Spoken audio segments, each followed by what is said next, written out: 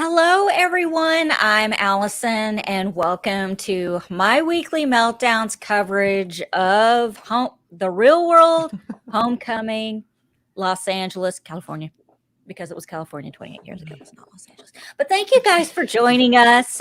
With me, as always, Tyler and Beth. And we have two special guests from the world of RHAP. We have Mari and Matt. Guys, thank you so much for joining us. Yeah, no problem. We're glad to be here. Like we said, on this nice Monday, this Martin Luther King Jr. Day. Excited to be here, to talk some important topics, and just have fun about a really interesting. When they first announced this real world homecoming thing, I didn't think I was gonna enjoy it, but this was enjoyable. Yeah, and thanks for having us. It's good to take a break from talking about pro wrestling over on the Wrestling or Hap Up. But yeah, thanks for having us, and yeah, a lot of fun stuff to dive into, a lot of meaty topics to dive into, which I'm sure we'll cover today. You know what? I wouldn't be surprised if there was some wrestling that was about to take place in that house. That's what I thought was going to happen. On. I thought it was going to be the apps that we had Mari and Matt on the show be like, okay, so besides the actual conversations, break down what we saw wrestling wise. Yeah, what were these legal moves? What was the drama? What were their names? That's right. Yeah. The one thing I love about the homecoming shows is it's almost like I think about high school reunions.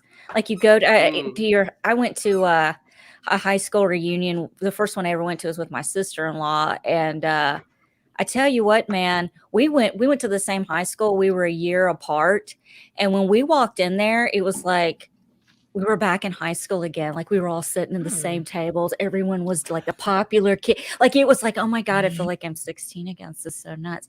But the funny thing is, everybody almost starts regressing. Is that a word? Yes. It's regressing, but whatever. You know what? Regressing. Yeah. We'll go for it. We'll go for it. Back into that state almost. And to me, watching the New York and more with the LA cast, it's almost like, man, we're right back where we were 30 years ago. And before we get started, hello, Adrian, Valencia, David in the chat. Thank you guys for joining us. But it's just, I almost felt like a teenager again.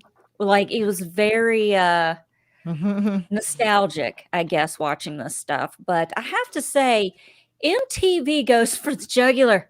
They don't wait 5 minutes for these people. The alcohol hasn't even, the first sip has just gone over the incoming message. Incoming message. I'm just going to stay in the kitchen with my Walmart water. I'm not going in there. A few years ago, this is the only experience I've had with the real world, because I wasn't allowed to watch it when I grew up in the early 2000s, and I was a good kid. I listened to my parents. Also, when you say high school reunions, my dad was my high school principal. My mom was my librarian at school, so I literally live in a high school reunion, and it's awesome. But I didn't really have any experience with the real world, except for a few years ago. I was flying from JFK to LAX for work, and I sat next to the casting director from the real world, who spent the entire flight looking at tapes and applications and such. And she went to the bathroom at one point, and you better believe I was like, do I know anybody who's applying? How have you never shared that with us? That is such a cool story. Yeah. And I said that. She has shared that story before. Once again, Tyler. I was going to say, I thought I had shared that. But no, I would definitely remember that. I would definitely remember that. Right. She was super nice. I had a good time chatting with her. I'm sure. But yeah, like just for that like high school reunion metaphor, Allison, like it's crazy to see how like at a high school reunion, like how some people have changed, and also how some people really just like stay the same after all these years. And like now that the season is complete, that's kind of been my takeaway from this season in particular, is like how much everybody has grown and like being like willing to learn and listen, except for one person in particular. Beth? And it's no, not Beth. Beth S once like tries everything she can to like make everybody love her, which is like a whole nother like psychoanalysis. You mean everybody as in Tammy? Tammy, yeah. I'm more so meant David.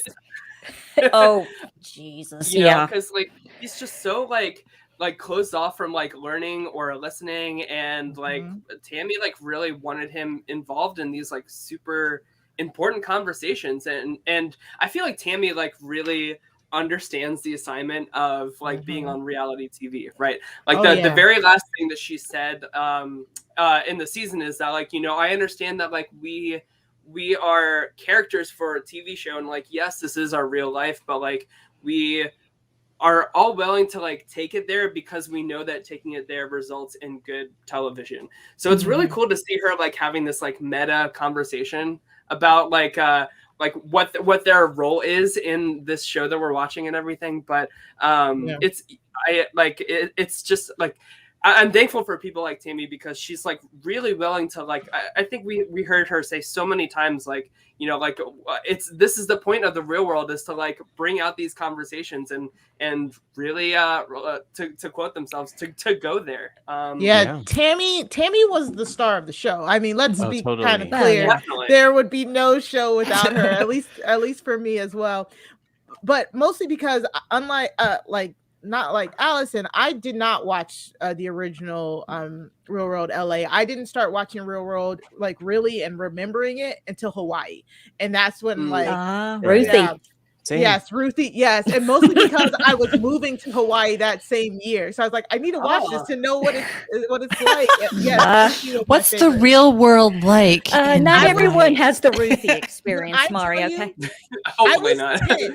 I was 10 and I thought that they were still living in like grass huts over there. That's how like my little 10-year-old mind. I was like, we're gonna live on the beach and I'm gonna be out in the waves. I did not know any of that. So then I was like, I watched The Real World. I was like, oh my God, it's cool. It's a city and there's so many people and I can't wait to jump off roofs like Ruthie. And not the naked part, but it like the real that was the first one that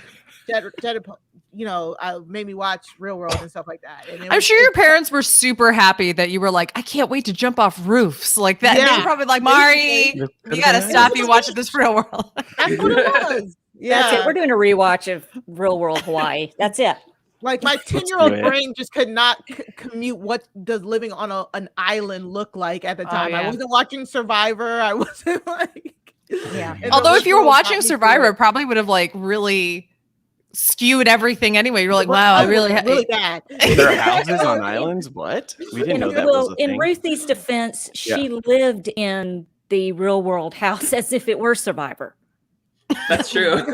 There. Okay, yes. so yes, but yeah, I say all that to say I had no I know nothing about the original season except for like the clips that they showed, and I didn't even realize as much of that stuff happened. Like everybody is familiar with the bed sheet incident. Like I also watched all the original challenges. I started watching the challenges too. So, and of course, still being young. I knew about the hallway incident. But I didn't know too much about it. I remember David getting kicked out. I had no emotional connection to that. The closest thing I remember about knowing about David was when he went on the challenge and he had the feud with Puck, and they showed it here in these last episodes where then Puck spit on him and Puck didn't get removed. That was my informed opinion on David, and I was pissed for him. Even as a kid, I was like, how was he disrespected like that and nobody took up for him? And then coming back here, you always want to see the best in people, and the homecoming, you really wanted to see some change and some growth, and we just could never get there with him. And it's truly really sad, because I really felt like he could have really learned a lot here, but he didn't know when to quit, basically. Like like when he got angry, when he got mad, it was just like back in 93, he did not know when to stop. Yeah, and there's so much that we see going on here, and like I as I mentioned before we started this podcast, I would not recommend that anyone just like binge watch this because it is heavy and there's a lot to unpack. And, you know, I think if anyone's thinking about Real World Homecoming from like a binary perspective of like this person's right and this person's wrong, like there are a lot of people who are wrong. There are also a lot of people who are kind of doing things that I think go pretty underrated. And one thing that I thought of even coming into this is just like the characteristics of white supremacy culture, which I know a lot of people have been more exposed to since the police murder of George Floyd and all of that. But, you know, like defensiveness, we see that come up. We see conflict avoidance where in this season, there's so much.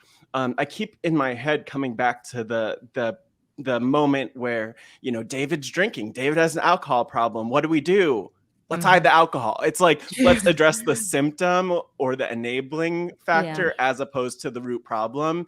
And a lot of what comes up here is like Beth S, who I kind of appreciate more than I have in the past, which might not be saying a lot, but you know, she was told like build a bridge and get over it in regard to something. It's like, no, we can't do that. That we need to have these conversations. We need to interact with this stuff. We need to like actually dive deeper into things, as infuriating as uncomfortable as it might be, in order to kind of come to a place where it's better. And I felt like, so I watched Homecoming season 1 in New York, and I really appreciated and loved those conversations, especially because Kevin Powell was there as an activist, as someone who's educated on these things, educated on topics like white fragility, and brought that into the conversation. Here, I feel like there wasn't like a clear person who has definitely done that deep work. We heard from like Beth A with a lot of good stuff. Obviously, Tammy. I thought Tammy did a great job. Exactly. Tammy was phenomenal. But like, I wish that there were more of those voices in the conversation who could speak to like more of what is going on here, rather than just like, I'm hurt and I'm, you know, for good reason, I'm triggered and like, here's what I'm bringing, as opposed to like, let's break down like the systemic issues that fuel this conflict. One of the things I really appreciated, you know, I watched 2 episodes, full disclosure for everybody listening and watching. I watched episode 6 and 7 to really get at the crux of what a lot of the conflict was in this season. And what I appreciate about Tammy, but I'm also, as an ally and an advocate for any marginalized identity, one thing that I really hate is that when a marginalized identity, so in this case, a Black woman, is having to educate people about this is the reality, and why am I having to sit here and tell you about it, when there are so many resources that you could be doing. There are so many things that you should be doing on your own. If you genuinely care about me as a person, then you have to be able to look at my skin color, because it's right in front of your face. Sorry about it. And I love the way that she was so assertive about it. She didn't hold back, and she shouldn't have to, first of all, but she didn't hold back. And she went, and she never, in my opinion, ever got to a point where she was truly like yelling or getting into people's faces or anything like that, which like would have been justified to do so. But I just think, generally speaking, like that is somebody who I really wish that you had more voices, to your point, Matt, who were doing those kinds of, we had some people who were saying, I learned, or I'm learning in this moment, and had the humility in order to be able to say that. And that is important, but what's more important is that you're doing your homework constantly. This isn't something you read about once and then you just have it. It's a constantly evolving thing. As more people are able to have a platform and be vulnerable and to share their experiences, we need to be empathetic to what everybody's plight is, because if it's one person's plight, it's likely other people who were like them plight, right? Exactly. And we need to learn what is our role in that and how do we change that. So whether you were a white person listening in on this, if you're a straight person listening in on a queer situation, or a cisgender person listening in on a trans situation, all of this highlights the intersectionality of these issues and problems, and that all of us have a responsibility to be informed citizens by reading, by listening, by going actively out there to get the information that we need in order to be the best versions of ourselves and the best versions of allies for the people around us. And I so appreciated that platform that Tammy brought that up. And the way that like Glenn, he like I feel like what's like starts like this whole dialogue is him basically saying like, I don't see color. And I feel like that is such a line that like us white people tend to use to kind of say like, I've done the homework. You know, it almost feels like I've completed the assignment, so I don't need to do any more growing. I don't need to do any more listening. I don't need to do any more like educating. I think that's the word that Tammy used, Beth, was like you need to educate yourself. Like why is it my responsibility to educate you? And I think what got her so flustered in that moment, and rightfully so, is that like I'm sure that she assumed that she would have an ally in David to kind of speak on his experiences as well, and have that be like the kind of like a bridge for their like really tough relationship that they have because of the whole blanket incident. Like I feel like Tammy was probably like giving him the biggest olive branch in the world to say like, this is what we can connect on. And he just totally just like spits all undermined. over He undermined her whole experience. So, and up until this point, Tammy was actively trying to get David engaged and trying to help him make peace with other people and stuff like that. I do agree that this was the straw that she's like, well, you know, forget about him. And then we'll talk about later the real straw that broke the camel's back. But I just want to say here, when Tammy is saying you can't see color, what that is doing that invalidates her experience. When you say that, you know, you don't see color and all that is coming from a place of privilege. You have the privilege to not see color because seeing color does not affect you when it affects everything that Tammy does. And Tammy says that, and that's the real crux of the argument here. It's more like, why are you invalidating her experience? Like, that's the worst thing you can do, is undermine what somebody is saying, no matter, you know, what the issue is. And that's what I don't know how deep you guys covered it in the first part, but when David and Tammy were going over the blanket situation, that was again the main reason why she got mad. Like, she was ready to forgive him. She was in the process of forgiving him when he sat there in her face right now in the year of 2021 saying like, oh no, you were laughing, so you had to feel okay about it, after she just told you how she felt. Like, that is the biggest thing about addressing like race issues or any type of issues that you're having with somebody. First and foremost, you can't come from it from a defensive position. I think like Matt correctly pointed out, and you cannot undermine or invalidate somebody else's experiences and feelings. And I felt so. This was the clip that I saw on social media, and when I saw it, I was just like, child, I'm tired. Like, Tammy must be tired. I'm tired for her, because what on God's green earth happened? And I would even just like throw in on this whole like, I don't see color thing.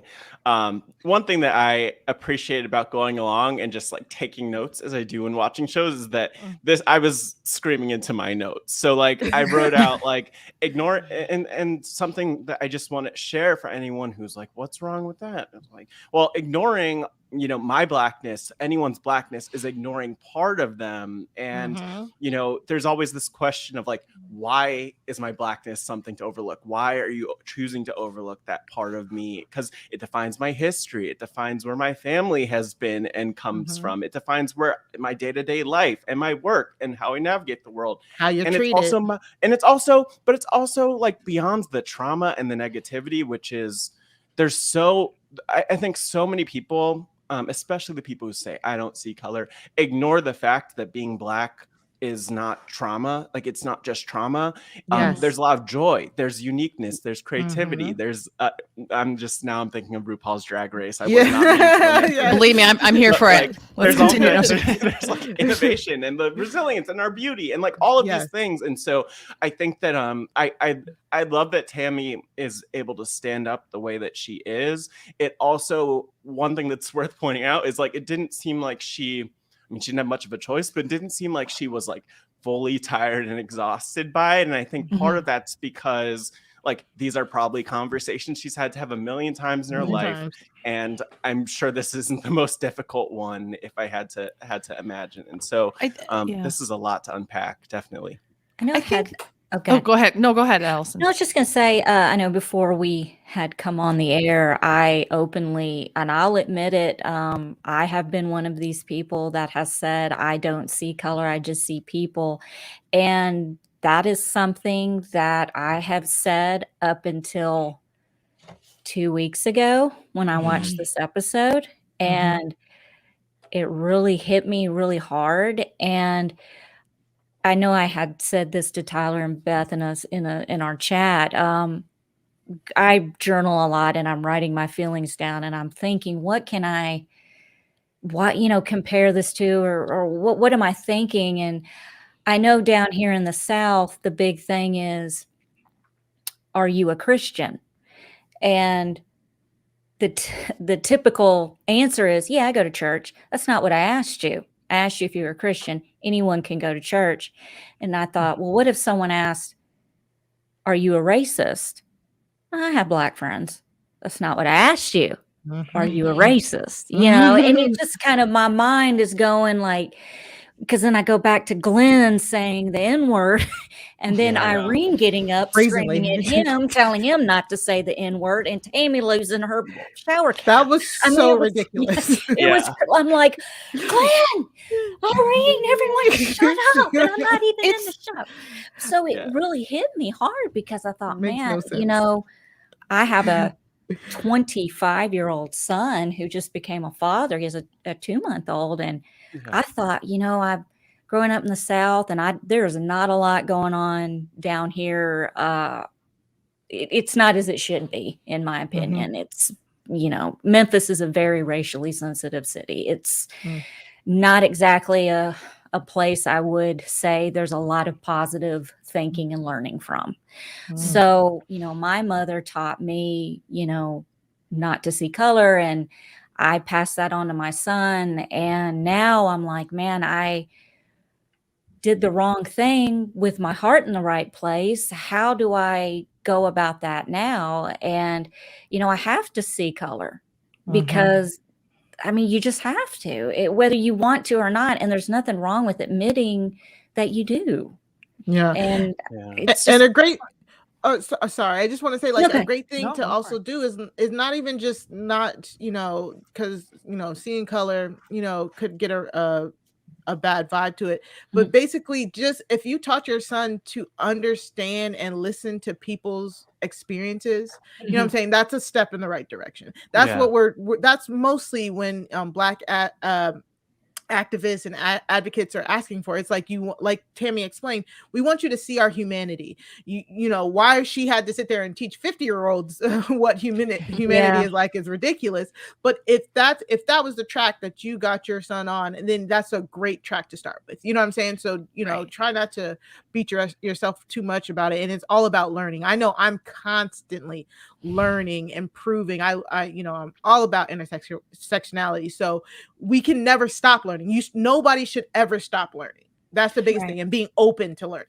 And if I can just, in the realm of learning, I know that we've talked about these terms a lot, but I do want to just let's collectively potentially define a few things that we've said, because especially for people who who have not quote unquote, what am I trying to say? But who have privilege, when they hear you are privileged, they take that as an insult, because that it is psychologically a very defensive thing to be like, I'm not privileged. I had to work hard for things in my life. And it's, Yeah, I'm not saying that you didn't have to work hard. I'm saying when it came to your skin color, that wasn't a factor into whether or not you had to work hard for something. Exactly. Your sexuality wasn't a factor whether or not you were safe in this space. Mhm. Your, you know, your ability to do these things wasn't a factor. And, you know, so if at all throughout this conversation and moving forward, you hear people say, I have the privilege or you have the privilege not to think about this, it is not an insult. It's a way for you to open your mind up and in your ears to hear where you might have a blind spot because it's something you don't have to think about or experience on a day-to-day. And the other term I would really like to, and that's my definition. If others have other definitions that you want to chime in with, please do so. And the other one I think is important in this conversation is intersectionality, which is meaning that, you know, in my experience as a white person is different from Tyler's. Tyler's a white man. I'm a white woman. My experience from Allison is different. To my knowledge, I could be wrong, and this isn't an outing or anything, but I'm queer, and Allison, from what I know, is straight. So we're both white women, but we have two different experiences. Coming out, there. I am straight. There it is. So unfortunate. So unfortunate. No. But it is, but in the same way that, you know, Black men and Black women experience racism differently, right? People who are differently or disabled in different ways are going to experience, you know, any other marginalized identity they are a part of in a different capacity than others. And so intersectionality literally means bringing all of the different identities that you belong to and recognizing how the power and systems of power affect all of those different identities and how they will differ from every other person that you come in contact with, even the people that you love and hold close in your life. I don't know if just in the sake of education, when we have these conversations, I wanted to have that step back moment. Do others also hear want other terms defined? Do you want to add something to what I've said? Do you want to say, Beth, you're wrong about this? Because I'm open to that too. Like, I want to add something because like the way you just described privilege, Beth, is like exactly what Kevin was trying to get across to Becky in the Real World New York. And and that was like like this conflict lasted like 3 episodes. Like it was like just like going back and forth. And Mari, I love what you said about like always just being willing to like learn and grow and just like just kind of like listen to like other people's life experiences. And I feel like that's like the common thread here between Becky shutting down in the Real World New York and then David shutting down in Los Angeles as well, is like people's just like they feel like they're done. Like they feel like they have their idea of what the world is, and like they're listening to the argument, but they're listening for like a chance to like counter argue rather than like taking in like anything that they're saying. And I wanted to kind of get you guys' perspective because like we touched on this like a little bit before like going on air, but I said to Allison last night that like it's interesting that like Tammy got like really aggressive, like confronting David about like him not participating in these conversations and kind of leaving her out to dry to like have this argument on her own, or not even argument, but just like situation, if you will. But we saw the same thing with Heather kind of taking a huge backseat in the Real World New York, and Kevin really didn't have the same kind of reaction towards Heather. And so I wanted to hear like from you guys like what your perspective on that difference in reaction is. Yeah, and I think I could speak to that, having like watched the New York season, but also before kind of talking about that difference of like the Heather Kevin dynamic and this other dynamic between David and Tammy, I would just say, like, in regard to the language conversation, it's so important for us to approach language appropriately. And so that means not necessarily taking words literally. Like racist is a trigger word. And like most people wouldn't be like, oh yeah, I'm racist. When like, if we break it down, if we get away from like some of these words that set us off and kind of push, nothing wrong with the words, but kind of set us off and push us to say, Make oh you no, I'm defensive. shutting down. Yep. I think it's so important to dive deeper into like the history and meaning of the words and what we're talking about and like what's really being said here. I think of the phrase slave mentality as another one where it's like, let's not get caught up necessarily on what she's saying, but like, what does it mean? What is she meaning here?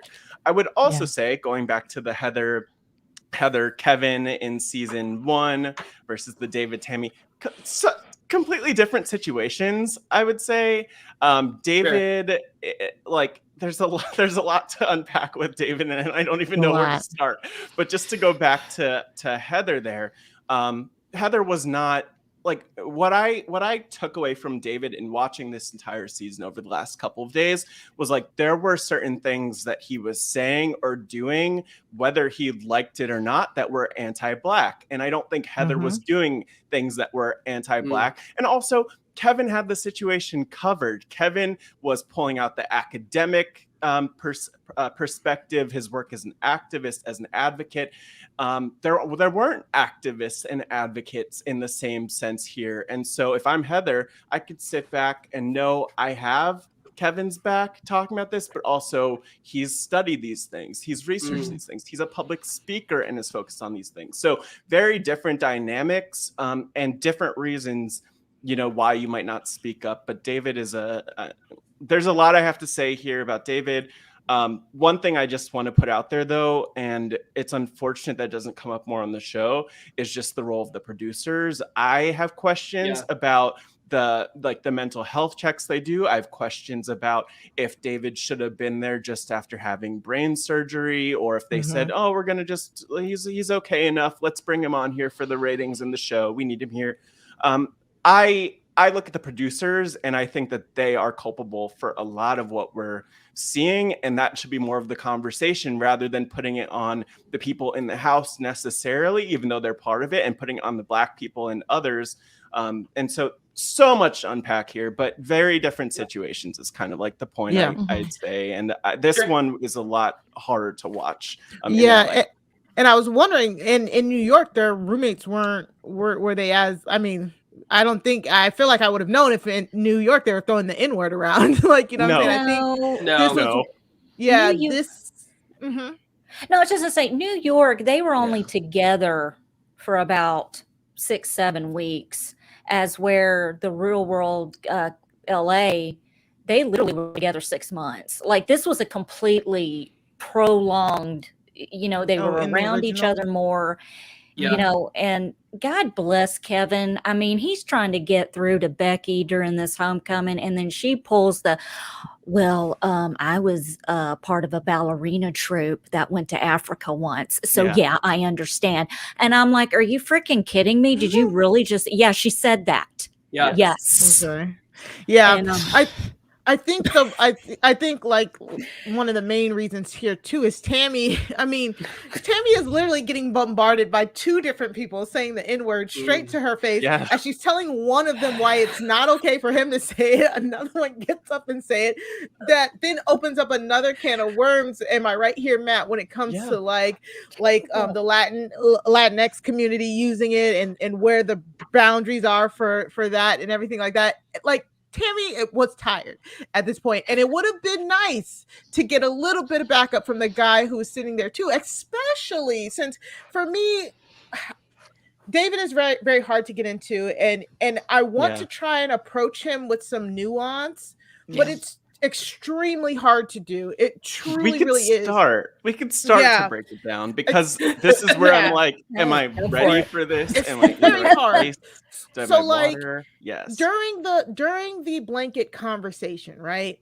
As they're trying to tell him what he did wrong, and it's going in one ear and out the other, he does a lot of straw man arguing with stuff like this, to the point where, like, instead of acknowledging what he did wrong, he focuses on Irene calling him a rapist, which of course very bad historical context to that. I'm not saying that's not true, but the way that he used that situation to dodge accountability for what he did to Tammy and to get everybody to apologize to him would have made you think that, hey, he would have my back in an argument about race, since he understood what happens to Black men who are called rapists. But apparently it was just his own lived experience that he cared about, and not anybody else's. You know what I'm saying? Because once we get to a situation where we're talking about the Black community in general, it's very much hands off. I don't care, it's whatever. So I can see why Tammy was looking to him for some sort of like backup, and was shocked. Not only shocked that she didn't get the backup, because again, it's not about not even giving the backup. It's that he gives this perspective that, he has a different perspective than Tammy. We clearly see that. But he was using his perspective again to undercut Tammy's experience. And again, that's where you have to draw the line. You know what I'm saying? That is where you draw the line. I don't agree with his perspective at all, but there are a lot of people out there who do agree with his perspective. So I just thought that it was a lot of goalposts moving. Talking about, maybe Matt can talk about this, but saying that bringing up Black on Black crime, the moment you start talking about equality and stuff like that, that is like your number one straw man. Your look over there. Your very like, what Jada about Essence? It's Jada Essence Hall. Look over here. Yeah, exactly. Yeah. And to hear it coming from a Black man is very disheartening. And I think that was the biggest blow. That was a big blow to Tammy. Like, that is very, very disheartening to hear, but it is a perspective that is out there.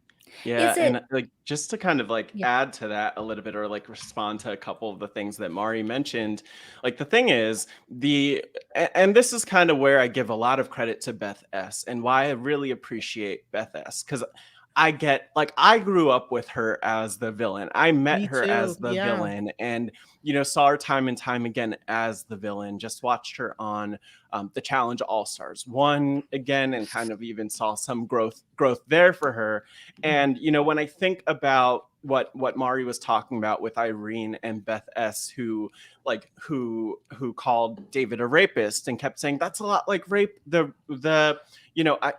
For one, that conversation, which I totally forgot from seeing the clips when I was growing up watching reality TV, and kind of seeing the dialogue continue more than 10 years later, right? Like the thing that kind of jumps out for me, especially from like a background in part in sexual assault awareness and giving talks and workshops and like helping people understand rape culture and what that looks like, is that there's a lot, there's so much to dive into here, but the things I would point to, as Mari referenced, like there's a long history of Black men being viewed as aggressive, as violent, as perpetrators. I would just name Emmett Till as an example of this, as a Black man who entered a store and allegedly whistled at a white woman, and ended up, as he did, murdered graphically and lynched. And these are images that like I know I grew up with, like literally seeing what he looked like when he was lynched and murdered. And the other thing I would add is that like there is this there's so much from David where I don't think that he's done the work to I know that he's said that he's been in therapy a lot since their season, and allegedly is still in therapy, and that's great, but like there's so much that he didn't process, and he did not make the connection between his Blackness and how he was treated in what he said on this show. And I thought that like that could have been so much more of a conversation in the house of like, here's why from a systemic perspective this is problematic, because these people are not talking about like the systemic issues and the individual behaviors. And I think it's so important to talk about both of these to kind of break down what's happening here. But David is like, I think a lot of what's going on here is his defensiveness, there's the whole conversation about Black Lives Matter. And he says, I don't think I could do anything about this, so why even try? And I think that might be another place where his inaction is coming from. And the reality is he can do something. We all could do something and make an impact and influence people. And so there's so much that's problematic about how he approaches things, but I don't want to take away from the fact that he is also on the receiving end of a lot of pain and torture that comes from just some of the experiences he's had, which happen in large part, I think, to be because he is a Black man. And so there's a lot going on here. It is. I think that there's something also to be said in terms of these when you're dealing with someone like David, all I can see is how badly the patriarchy has screwed him up with this toxic masculinity. Because what ends up happening is it is a self-defense mechanism that he has the privilege to take in that situation, to sit back and say, let me just say, there are other, and he's not wrong. Corporations and the government are 100% perpetuators of systemic racism. He's just not making the next leap, which is what Tammy, is saying, which is, so let us collectively look at where we have privilege and where we don't, and like unite against these corporations and such. And they're saying the same thing, but he's not willing to get outside of his head. And I think a lot of that might be implicit misogynistic biases he has. I think a lot of it also has to do with the fact that you see this with some white gay men, you see it with Black men, you see it with all these different people who have like one identity that is marginalized, but otherwise is like privileged in other ways. You have this where toxic masculinity comes in and says, I need to overcorrect in this one area and like show that I'm a man or something, because that will make people respect me. And this so often is what the media and corporations and government and everybody else preys on. They sit back and they say things like, Black on Black crime is a big issue because Black men are aggressive, Black men are dangerous, they're super macho, they're thugs, they're ghetto. They're going to say all these things because we have internalized that is the only way for a Black man to feel heard. And that's the only way that that's an issue that is absolutely, it's not just a race issue. That is a gendered issue. That is an issue where we have taught people the only way for you to have emotions is an extreme anger. You're not allowed to process things. You have to have pride. You have to do these stuff. You can't be wrong. You can't show weakness. And can't show weakness at all. And everything that I saw him do, he said things that were absolutely true. Yeah. But sometimes that's the distraction in the corner. It's like you said, Mari, it's the straw man. Sometimes it's your inability. It's that self-preservation. And that's the thing that we need to break through. Every single one of us needs to break through that. David's one of those people who makes a actual great point, but then can't stop at the great point, and then it just snowballs into that's a bad point. You could have went this way, but you went that way with it. Like it truly was. Absolutely. I also feel like he was probably coming into this really on defense mode to begin with. Just based on how and I really love that the editors showed how production really fumbled the situation back then. I thought that was very big of them to do. That's something I would not expect MTV production to say, this is where we went wrong as producers. But you also have to think at that time there was no groundwork for how to deal with these type of things, right? But I love that they showed so after they removed David from the house the first time, they have him in an office or something like that, and they're asking him do you want to get your own hotel room? We can get you one if you need, but is it okay if the cameras follow you for a couple of days?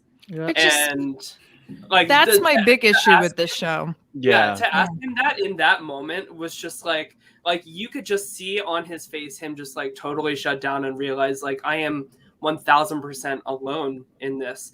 And so I'm sure that like that is something like he probably never got over, that production who should be like looking out for you did. He comes back here like all these years later and he probably still has those walls up, and they've been cemented for like over 20 years. So I wonder like what he was hoping the outcome would be in returning and having. He said he just wanted an apology. From what I remember, he felt he was owed an apology, and that was about it. From what we understand. And Tammy gives it to him.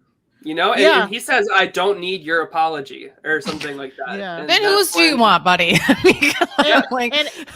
And again, Tammy felt the repercussions of that because, like she said, from then on, she was known as the black girl who got the black guy kicked off a railroad. Yeah. So for me, with David,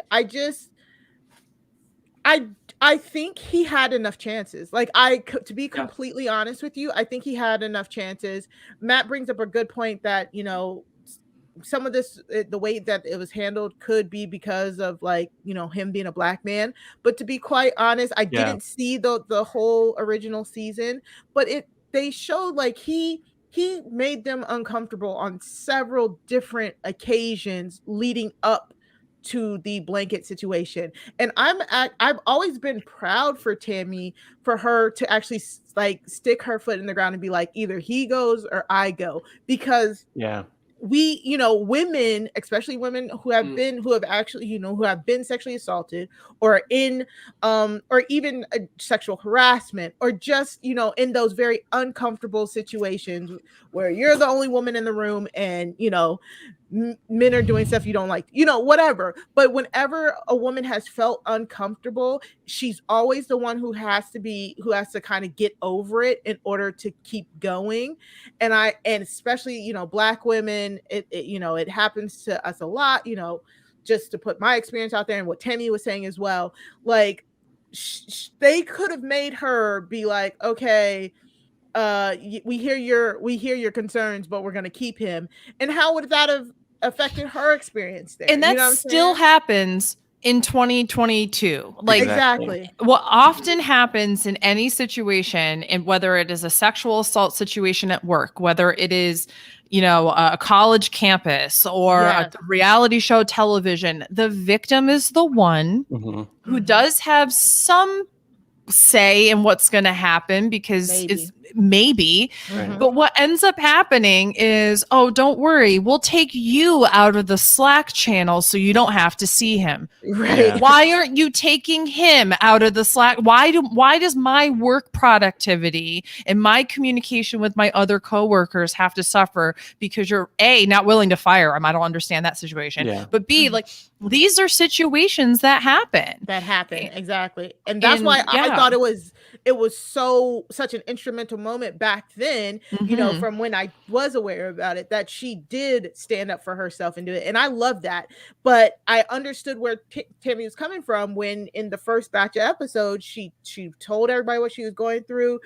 She explained the reason why. And then people like hugged David and told him they were sorry for him. And she was like, but nobody cared about what I said. You know what I'm saying? Like, it was a lot. So I do commend Tammy, and I'm sorry, like David has so many, he was given a lot of chances. I feel like I don't think that he was kicked out quickly. I don't think that they didn't try to work with him, especially like both this time in Homecoming and back then.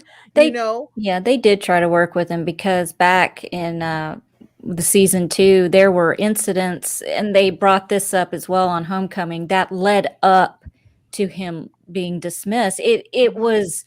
There was an incident where they were all going bowling, and they waited and waited and waited on him, and he kept holding them up, and finally they're like, okay, you're gonna have to get your own ride, you know, we're running out of time here. And he shows up and starts cussing and acting up, and they're like, calm down, you know, let's just talk about it. And he kept on and on. He and John got in a fight where Aaron had to pull David off of John because he was trying to choke him. So there were other things that led up to it. As they said, him being so unpredictable 28 years ago. Yes. Yeah, there was a lot of things, but all David, from what I could tell, back when I'm 16 and 44, all I could tell is all David was thinking about was that moment, the blanket incident, not what led up to it, nothing else, and what happened to me afterward. And it was like, what can you do to work on your inner self to keep conflicts like this happening? And plus, like I had mentioned on earlier shows, him being a comedian, we don't know when to quit. Right. We think it's funny and we keep on going, and it got. He's like hysterically laughing when they're like showing the blanket. When they're re-showing it. Yeah, that was so uncomfortable. Again and again. And to the point where it's like how himself. Yeah, this is, and I just also would add, like, it's this is the nuance of it where I wouldn't defend his behavior. I've again screaming at him in my notes about like ways that how he shows up is just problematic and not okay. And yet that doesn't mean that there's not like this bigger picture. There's some systemic things that are at play, but also not at all defending what he's doing, because I think on top of all of this, I love everything that you've said here, Mari, about just the situation. And one thing I would say too, and I go back to the producers, is he shouldn't have had multiple incidents where things were going on. And I get, it's the real world and blah, blah, blah. But like, no, you don't let people perpetrate acts of violence or of aggression towards people. And I get that, calling a black man aggressive could be a microaggression. Like, he was aggressive. He was aggressive and violent in different places. And you can't allow that.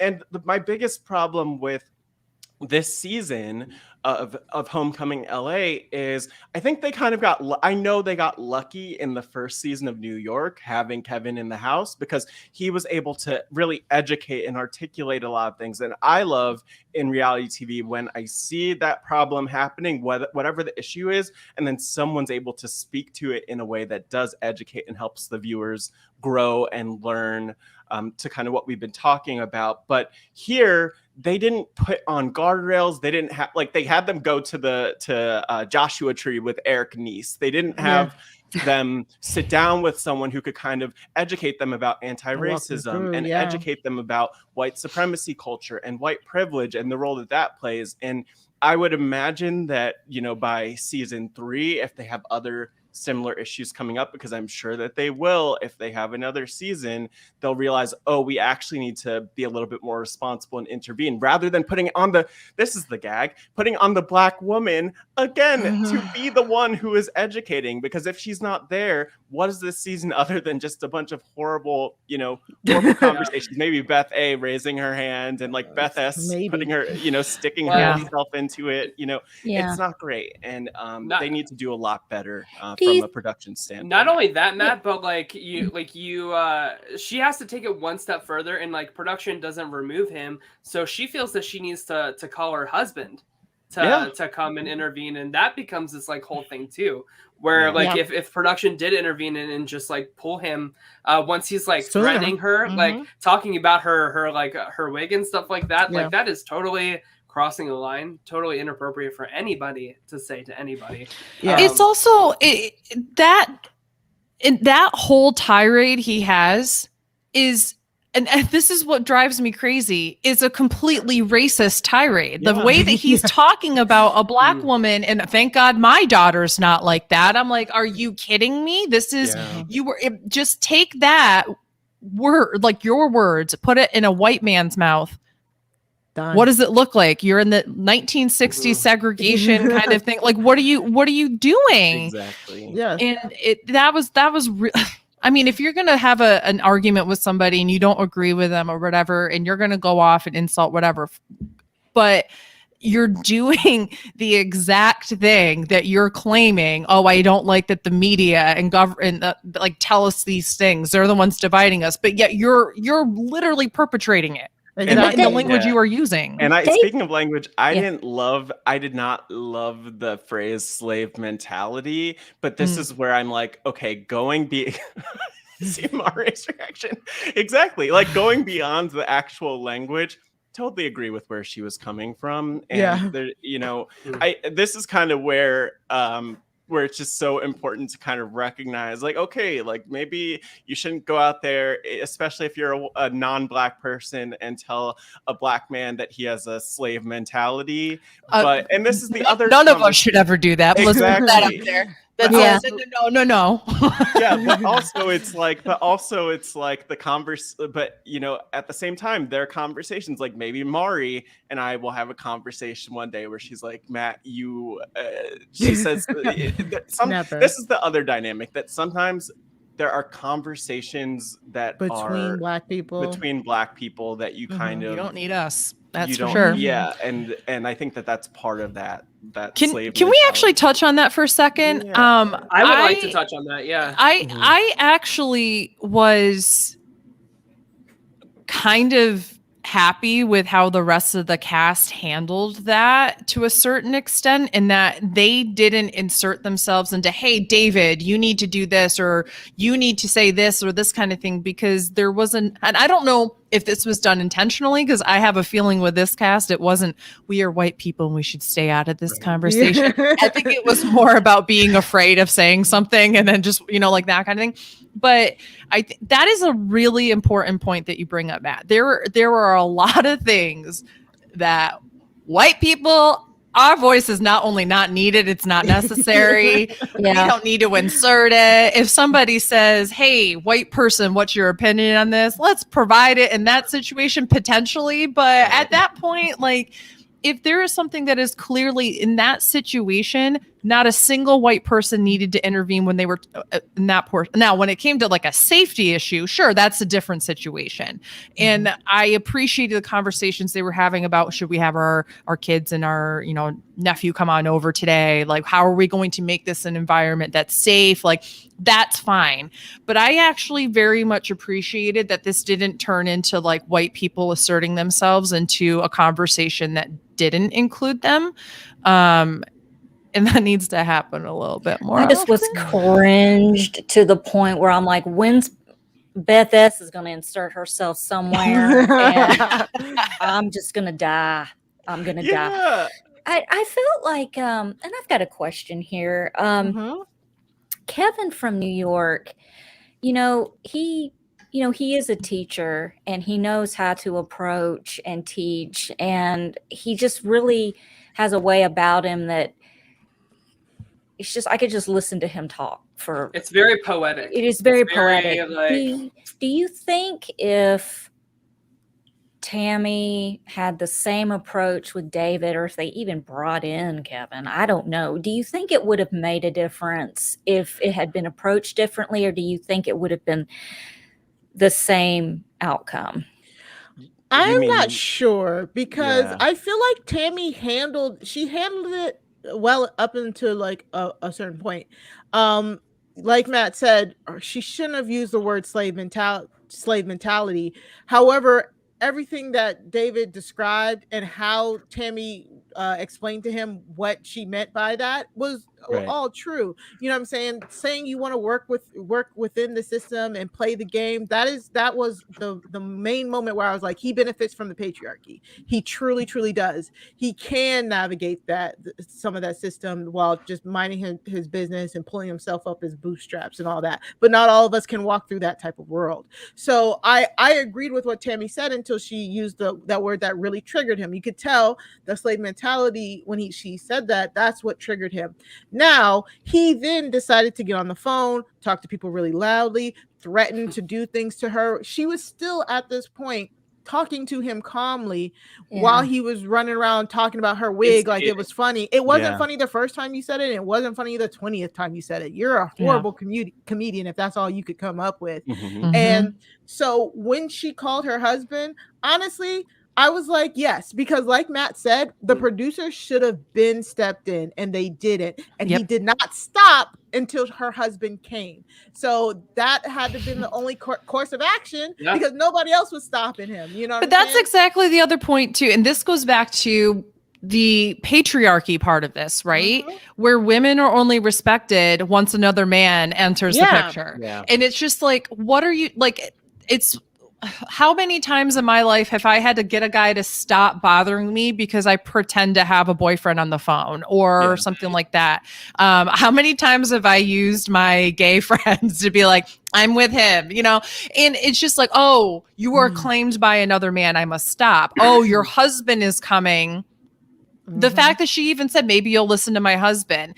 And I took that as maybe you will sit and listen to my husband, and then it quickly turned into, oh no, I guess this is not this isn't the conversation as much. Yeah, and he kept calling her the B word too much for my liking as well. So again, at some point I was like, nah, I agree. Call him up. He needs to talk. He clearly needs to be talking to a man right now because production's not going to do anything about it. And I think the other piece too is just like to kind of take what you were saying, Beth and Mari, about just the just who people listen. I mean, because we could see this where it's like, oh, this white person won't listen to anyone. This white man will listen to only white men when it comes to this issue. And so there are like layers to this.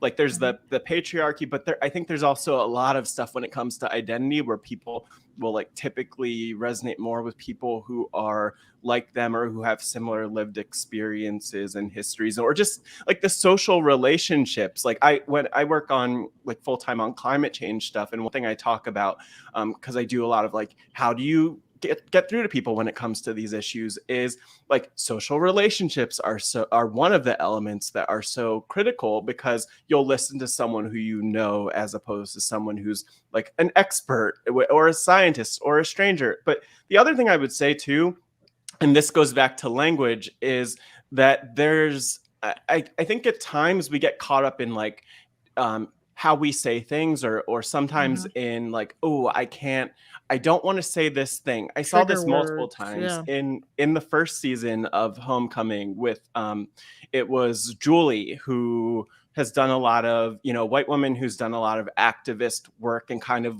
worked to like learn and grow along the way, talking with Becky, who's like super problematic and frustrating to talk about. And then we kind of look at this situation again. And I think there are people who say like, I don't want to hurt this person's feelings. Heard that from Beth S. Earlier this season at one point. I don't want to hurt David, but saying to someone to their face, like, you're racist, or what you're saying is wrong for XYZ reasons, that comes in, I think, in large part from like fragility, and from white fragility in this case, where it's like, if you can't accept, if you're more hurt by the fact that I'm telling you that you're racist or that your actions are racist than you are by the actual actions that you did that were racist, well, then we have a problem. And I just think it's I hate for people to kind of get hung up on like, did they say this the right way? Like, no, you just need to say it and be willing to have the conversation. And if you're racist and someone says that to your face, you kind of have to like take that and 100% and admit that you are wrong. Like there's nothing wrong with being wrong and taking in information and saying, shit, I need to do better here. And I had no idea. And now I do. Thank them.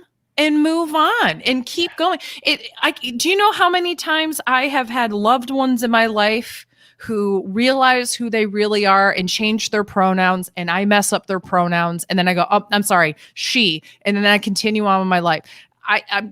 When there is no ill will behind that with your inner circle of people, you get better at it, so that when you get outside of that inner circle, you learn and you grow and you move forward, right? Yeah. The thing that drives me crazy with a lot of this comes back to white fragility. It comes back to toxic masculinity, all these different things, is that we are told, regardless of whatever your identity is, from the time that you can start comprehending the world, it is like horrible to be wrong. You can never be wrong, never admit that you were wrong. You failed the test of life. You got the F, you don't ever want the F'd. Exactly. If, oh my gosh, if I saw that, that image that was going around the other day that I absolutely loved, the little, the little black girl going to school in the 60s, and you've got all Ruby. these white men around her. She's Yes. still alive. Is she? Yeah, she is. Queen.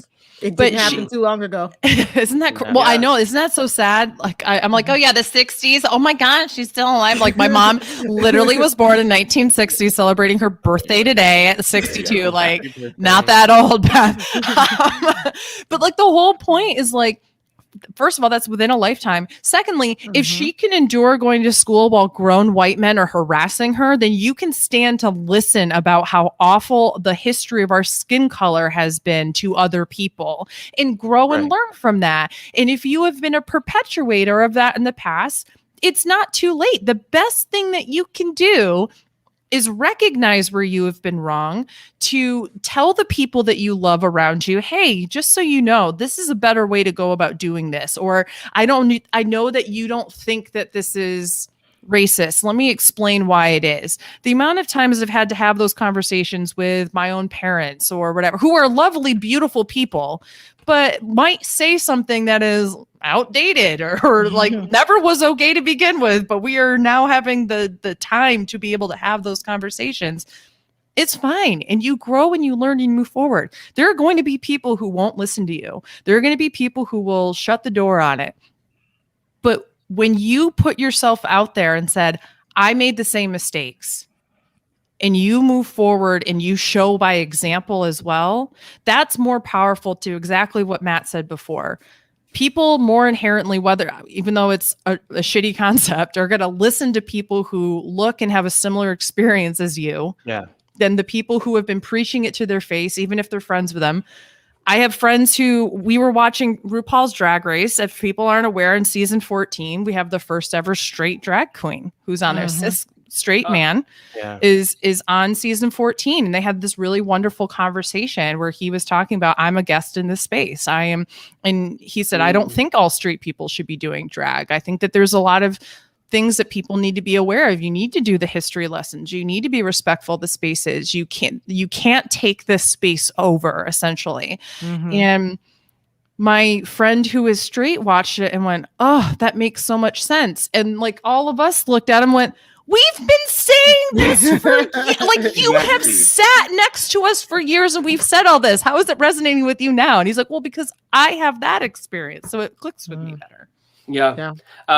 This person says in Beth's Twitch stream, people like Becky season 1 will just never simply listen, and I think that's the kind of overarching theme here is that it like they just hear the word racist, and that's like an invitation to shut down that they've like been looking forward to, because then they don't have to do any more effort. Oh, you called me an insult, so I don't have to listen now. Like, that's it. I'm done. You know, we're like it's not a destination. It's like as cliche as it is. Like it's a journey. You know, and if you and like I don't know, if you like close yourself off from listening, like in any aspect in life, like that's when it's game over for you.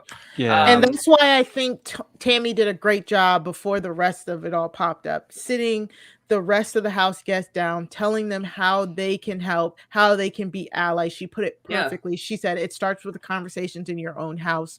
You know, if you're silent, you're like you're just as complicit, as they are. So I thought she perfectly talked to them and explained the situation, and closed that chapter out before we continue with the David portion of and I would even just add, like, to that point of people like Becky will never simply listen. I wouldn't say that they'll never listen. I think one huge problem is that, you know, while I might have had so many and still have so many conversations almost every single day that relate to race or talk about issues like this, like the reality is, and this is something that everything last year after the murder of George Floyd kind of illuminated for me and a lot of people is that, you know, a lot of white people have not had a single one of these conversations and do not have these conversations. And so when I think about someone like Becky, and you could extend this to other people and some other issues too, but focusing on Becky, for example, like the fact is, if her, like, I don't know her whole life situation, but like if her family is talking with her about these issues, which like a lot of people, a lot of from what I've heard and experienced through friends, like a lot of white people don't want to have that conversation because they think it's too difficult, or I'm going to lose a family member because I'm going to tell them that they're actually racist and let them know that their behavior is not okay. A lot of people are not willing to have those conversations. And that's why people like Becky exist, because if she had coworkers, friends, family members, random strangers on the street who told her that she was what she was, then things would be different. But she does not have that because she's within that echo chamber like That so many bubble, people are. We know that, like, I think I don't have the statistic in front of me, but something like 80% of white people in the United States only have white friends. Like, and then you even think of like the people who have one black friend who's actually their coworker who might not actually, and then that's their excuse for why they're not racist. This is my excuse for why I'm not racist. I have this one person in my life who happens to have a different pigment of skin. People need to be more, we need to like push ourselves, and I don't even necessarily mean as black people, I just mean as people overall to like have the quote unquote uncomfortable conversation, because it's not an uncomfortable conversation if you're used to having it. It's just a real conversation. And we should be willing to have that about reality TV, about the real world, about real issues. And I think the last part about that too is that when you have, for example, in this situation, if you are a white person, you have the privilege of being patient with that person and talking to them in a way that will make them listen. You don't have to come out and go, you're racist, but don't expect in that black people have to do that.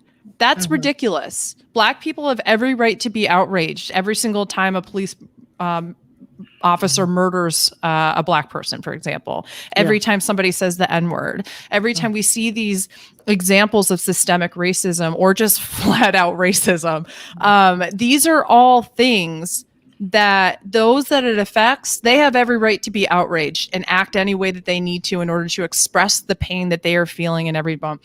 We have the privilege when we are talking to the people around us to take the patience and the time to speak with them in a way that will hit home for them. But don't expect that same treatment for those that are affected by it. I just want to underscore something that I love that you said, Beth, which was that, you know, I think one thing that's so important is that we actually talk to people in ways that they understand. And I draw on that from a marketing perspective in my background, but just more broadly, when we talk about social issues or about any issues, I think it's so easy for someone to see racism and say that's racist and point at that. But I think the harder thing is actually unpacking why that's a problematic behavior, whether that's racism or sexism or something that ties in with toxic masculinity or whatever it is, to dive in and actually process like what is happening, and then talking about those behaviors, talking about those words that are used that might come up, and just breaking things down, I think is so much easier than kind of pointing and saying that's wrong and then not being able to break down why it is, or not talking about it in a way that's like not going to put someone on the defensive. Defensiveness is horrible. It's a characteristic of like white supremacy culture again, but but still we don't want to put people in a situation where they're immediately defensive because of how we say something at times. And so it's important just to break things down in ways that make sense to people. And also make them feel like you are a safe person to talk about this. So when they are thinking about these things, they can come to you and ask questions. So when I have done this, or what does this mean, or those kind of, be the resource that they can go to and talk to. If you, as the person with privilege in a situation, and are trying to inform other privileged people about something, and I have done this many times. If I've gone to people and said, you're privileged in this situation, and that is not going to be as helpful. It might be helpful to other people who are, who I'm on the same level with, when I say you're being privileged, and they go, oh, I'm sorry, let me take a moment. And that's a different thing. Yeah. When people aren't used to that kind of language, coming to people and saying,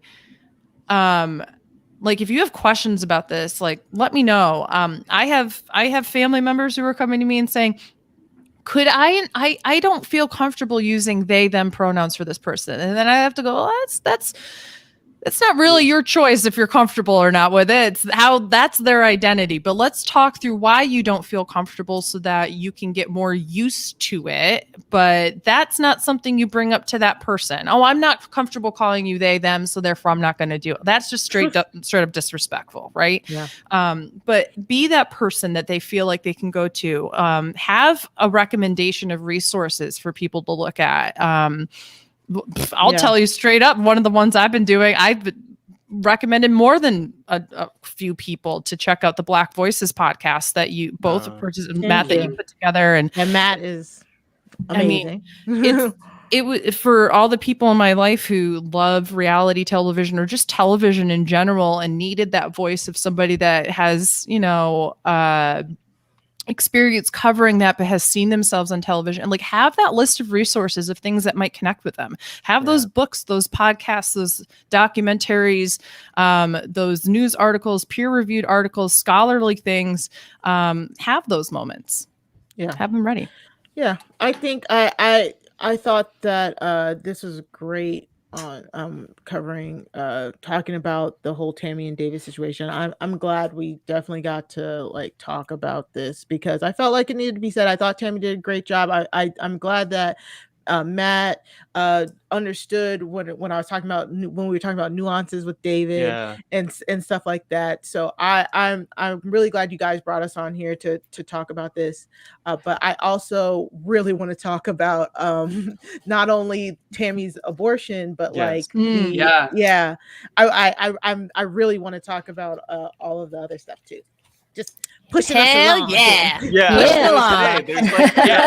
That's my hosting. I love that. I love that. No, and I mean, like, I think that's another point that I appreciate. It's like, there are so many other issues like that Black people care about too, that are not just like Blackness. And thank you, Mari, for that reminder. No, sorry, I'm not trying to take over. No, it's good. You're fine. Go for it. Oh my gosh, no, totally. I definitely wanted to bring up like the whole like Tammy abortion story, because like that was so like groundbreaking television I can't at believe the time. it. Yeah.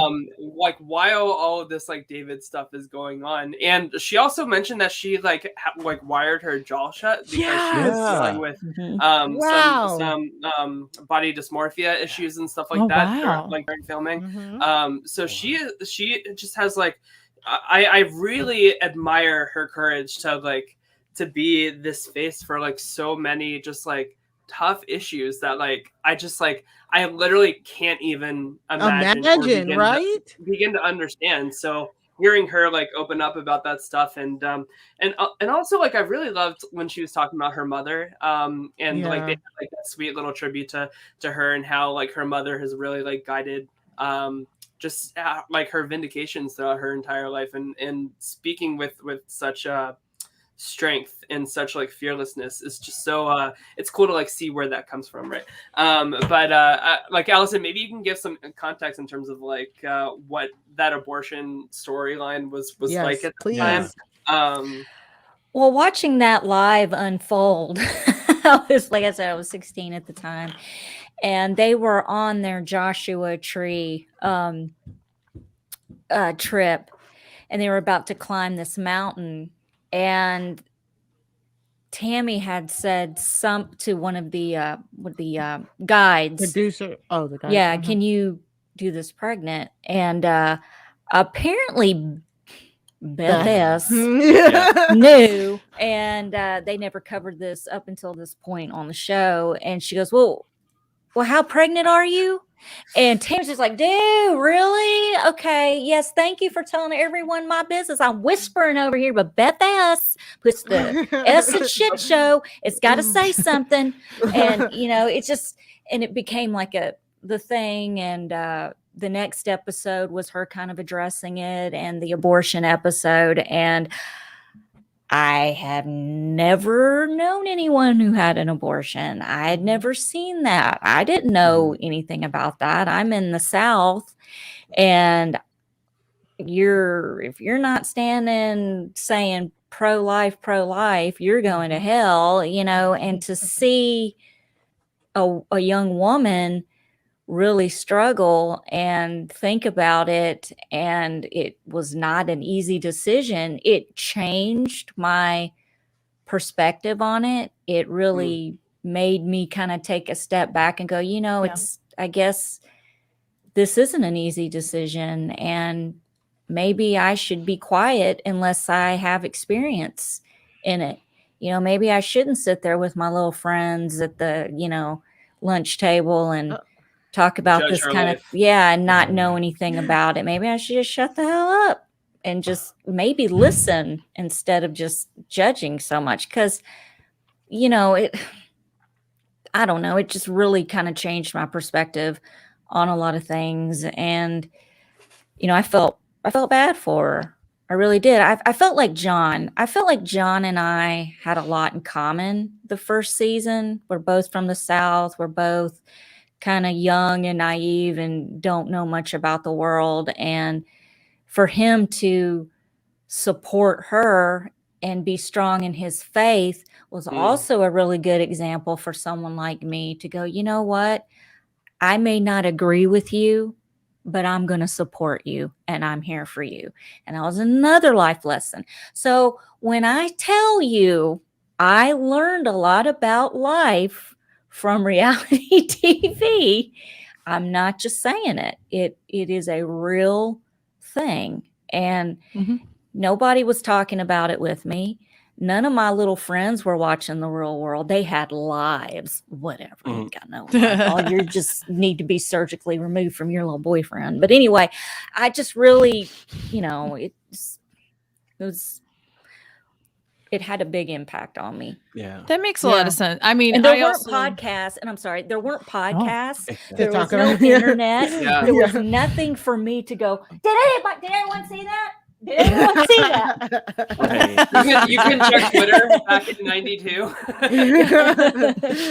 So, you know, I'm sure I have journals. Like I said, I journal. I'm sure I have journals somewhere from 1993 when I know I wrote about the New York real world when I was 15.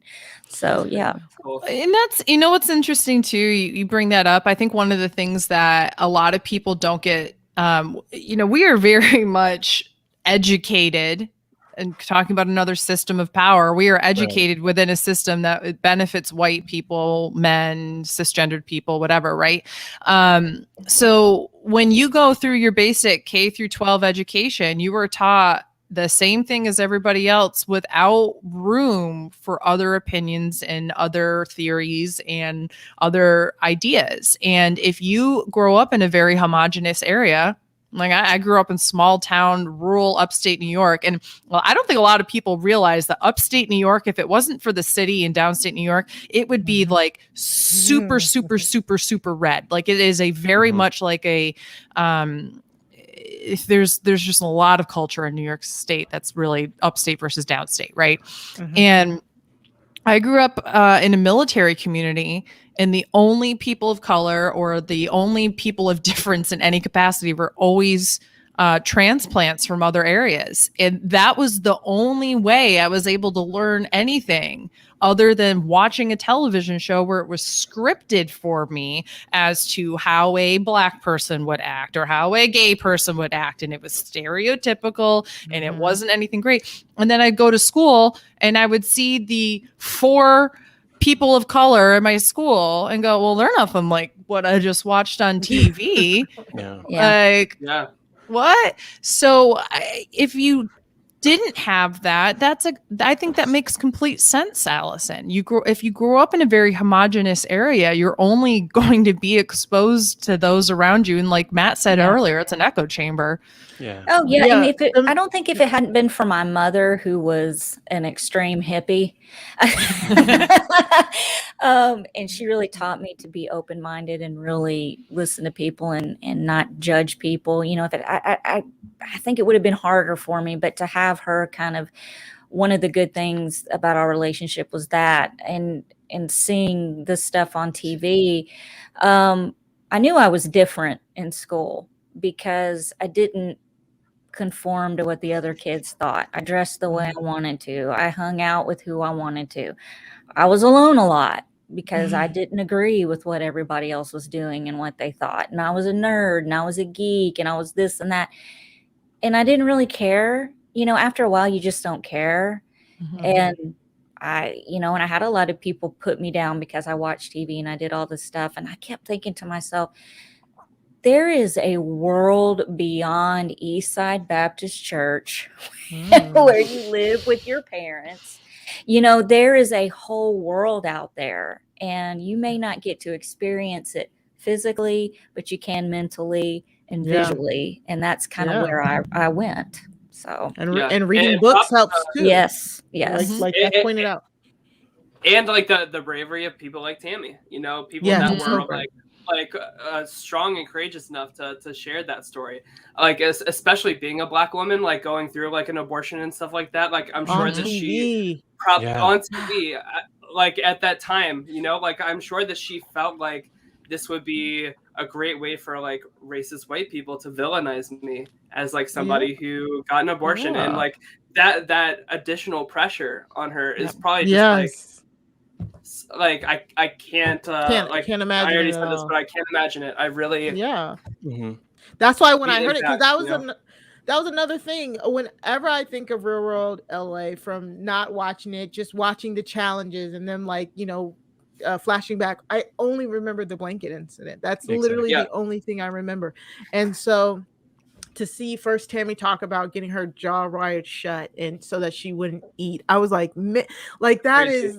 That was crazy. And it was probably something that was normal back then in the 90s, because that's when that skinny model body was like what was in, you know, the it girl model body. So like I can only imagine. But then to have this story, which is like women's reproductive rights front and center on the Real World, it's just amazing. And then the thing is, it's not even, you know, it does affect her differently as a Black woman. Of course, her experience would definitely be thought of differently. But then for the rest of them to realize that every woman in that house had an abortion. I think at least two of them was before the process. It just goes to show you how common that is, and how and just how shamed people are for it, to the fact that women, you know, can't talk about it. And it's just the exact same thing when it comes to like miscarriages as well. Like how when it comes to women's reproductive rights, or just our bodies, you know, how we feel shame buying tampons and pads, like just normal regular women's body stuff that we need to maintain our health is shamed day in and day out. And the bravery of Tammy to go through that in 93, and then for, you know, I'll give the women a shout out for coming out in 2021. But I thought it was so interesting that Irene and Beth S had both had abortions before the show, like before Tammy was going through that. I couldn't tell when Beth A had hers. I think she said, I think it was it seemed like it from her story about like the celebrity so I assume after. I think it was afterwards. But it just kind of goes to show you that it is such a common thing that a lot of women suffer in silence about. In that it's also, when we're talking about systems, about Beth's gonna be the systems of power panelist today, but this is the other one that it turns into a socioeconomic issue where abortions, if they ever overturn Roe versus Wade, abortions will always be available to the rich. Exactly. Always. They won't matter have what. to face the consequences that a poor woman would have to. And then you add on all the other marginalized identities and such on top of that too. And oftentimes, because we vilify poor people, we make it so that, oh, they're lazy or all these things. You shouldn't have had sex. You shouldn't have done these things. It's your fault, blah, blah, blah, blah, blah. Like, people suffer in silence because of those exact messages.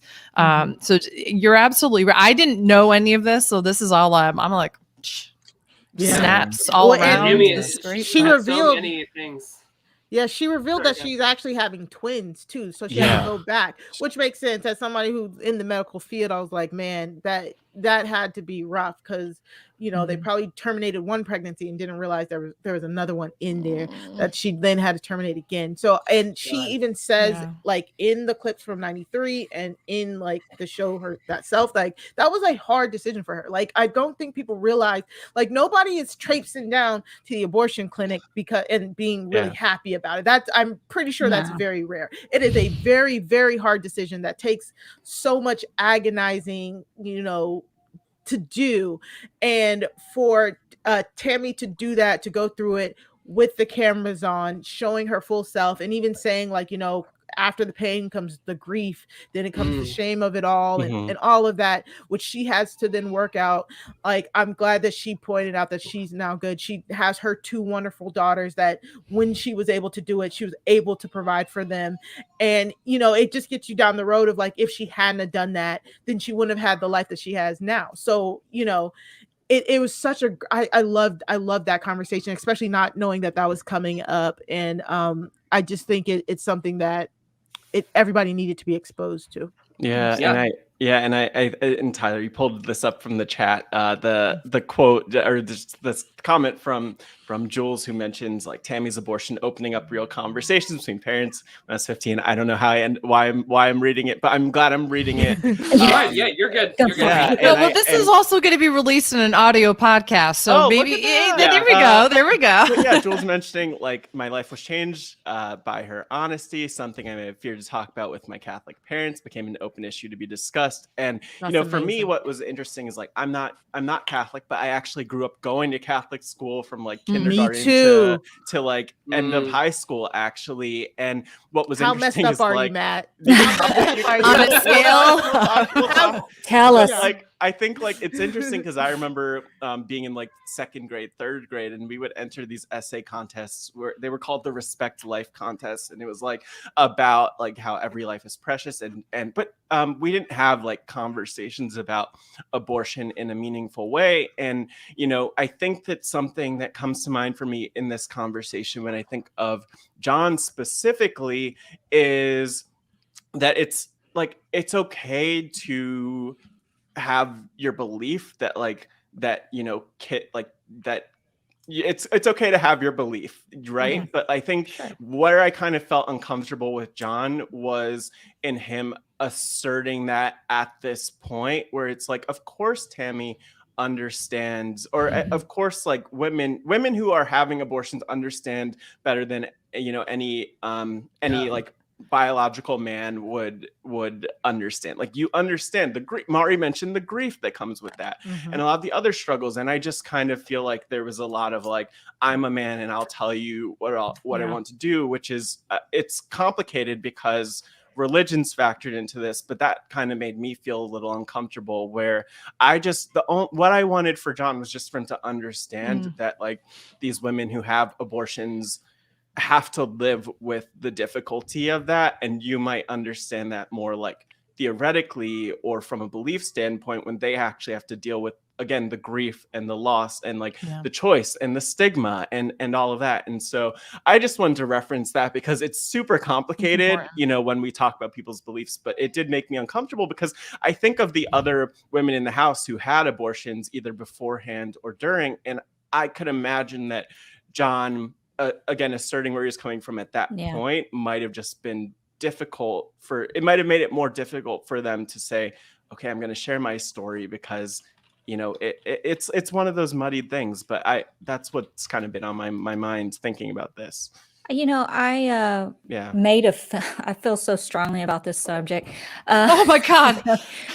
My Your cat cat jumped down, and I swear to God, Thank you, Lily. I'm about to get scared deep here, and the you rattle everyone. Wow. Jesus. Okay. No, I've been so passionate about this, and this is kind of off to the side about the abortion subject. I made a movie about it. I wrote a short film about it 8 years ago. You can look it up. It's called Uncertain. It's on the. I'm gonna type the name. It is a short film that I wrote and we made 8 years ago about abortion from both sides, from the pro-life side and the pro-choice side, and how they come together in a way that you don't expect. And it kind of shows both sides. And, I've always felt you can't have one side without the other. So if I'm going to tell a story with a pro-choice side, I've got to tackle the pro-life side. I did a lot of research on it. I myself have had an abortion, so I knew a lot more about it than I care to. And I actually put myself very active in the clinics, just going in and talking to people when they would let me. And I interviewed a doctor. I did a lot of research for this. It was actually something I started writing 15 years ago. Wow. And after my experience, and it took a while to come together, but it's something that means a lot to me. And if you guys want to look it up, it's just called Uncertain Saunter, and it's on the My Weekly Meltdown page. It's just a little short film that I wrote. I have a cameo in it because I'm a big Hitchcock fan. So I had to have my walk on Hitchcock. So like your Stanley Marvel. And just for the record, I am 4'11", but I'm standing next to a guy who's 6'5", so I'm not that short. Jeez. Oh my gosh. No, you are that short, and he's also that tall. Like they had to really zoom. Okay, hold on. We gotta go back to Arkansas to get. We can't get both of you in the frame. Oh my gosh. But anyway, that's just how deep my. I just really wanted you guys to know. I really. I think that's fantastic, and I never knew that, Allison. I can't wait to check it out. Yeah. Tyler, you knew about this once again. No, I didn't know about the film. I didn't know about the film is what I didn't know about. I'm just messing but with I guess like if we're cool with like shifting like gears one more time at least, like I really loved the like how Beth A and Irene like were able to bring their younger family members together to kind of learn and grow from each other. Like as a LGBT person myself, like I just thought that was a really powerful moment, and one that like I was worried that wasn't going to happen because of like everything going on with Tammy's husband arriving and everything. And I was like, gosh, what a great opportunity that is for the show. And I don't know, like that conversation just made me like so like I know a lot of people feel very like grim about the future in America and the future of the world and everything, but like seeing those young kids like talking about like identity so like so like poised, so like accepting and loving, and so like it was a very powerful thing, and I'm glad that it still happened. I also want to give Beth A her props for the episode I watched, is where they gave the feature where they talked about how she was likely one of the first, if not the first, openly lesbian cast member and representation in the 90s on television, and how important that is and was. I think that going back to all of Allison's points about how important reality television ended up being, I mean, look at this. This is another example of something that reality TV did to break the mold of what was happening on network and cable television back in the day. And I think that's really cool that they were able to kind of give her roses for that. Listen, and my grandson says, "Hi, everyone. I'm sorry. I hope he just tuned in. I know. Yeah, and I thought it was really great that she kind of had a conversation when she came back about like being married to a man while still identifying as a lesbian. I thought that was a really important conversation to have. I wish she went a little bit deeper with it, but because people don't really talk about as much as how sexuality is on a spectrum, and still how no matter how you identify, your partner doesn't define your sexual identity.